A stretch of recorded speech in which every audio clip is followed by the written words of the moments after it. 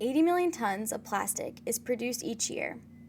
30 million tons of that plastic is produced by the U.S. alone. Of that 30 million tons, only 2.7 million tons of plastic are actually being recycled. This means only 9% of plastics are being recycled, leaving the other 91% unaccounted for. The unrecycled plastic is finding its way into ecosystems, watersheds, and even the food chain. We caught up with environmental activists and volunteers at the Audubon Coastal Center in Milford, Connecticut, to see what people in the community are doing to help alleviate these issues of pollution. And I grew up around the ocean, and I've learned a lot over the years about how our stewardship of the water and how we treat the environment directly affects not only the fish and the birds, but us eventually. When we do these beach cleanups, we find a lot of plastic. There's plastic everywhere. And what a lot of people don't realize is that birds and turtles ingest that plastic and eventually could kill them. This area is closed off with fencing during the nesting season. And so this is the off season, and we're taking the opportunity to pick up the plastic. The plastics also are a biohazard because they don't biodegrade, they microdegrade into tinier and tinier pieces. And then birds actually eat them.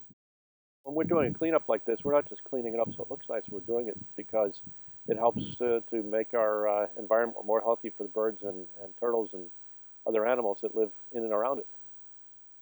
That a lot of people don't know is that plastic never actually really disappears. That plastic doesn't biodegrade, it photodegrades, which means that it never completely goes away. It breaks down under sunlight, but all that means is that it becomes smaller and smaller and smaller particles until it's just the polymers. Those polymers become dissolved in seawater and it's ingested by animals, winds up in the food chain. So plastic is something we really need as a society to really seriously use a lot less of and make sure that we recycle what we do use. To do more of giving back, both to other groups and to the wildlife, that there's just so much trash that keeps piling up, and do a little bit of picking it up. I always try and do that on my dog walks in the Naugatuck State Forest. I figure even if I can only manage to get one piece of trash picked up, that's one piece of trash that comes out.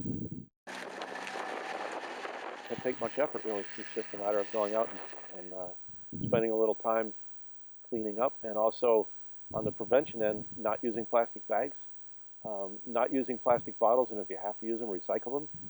The less plastic there is out there from daily use, the less winds up in the water.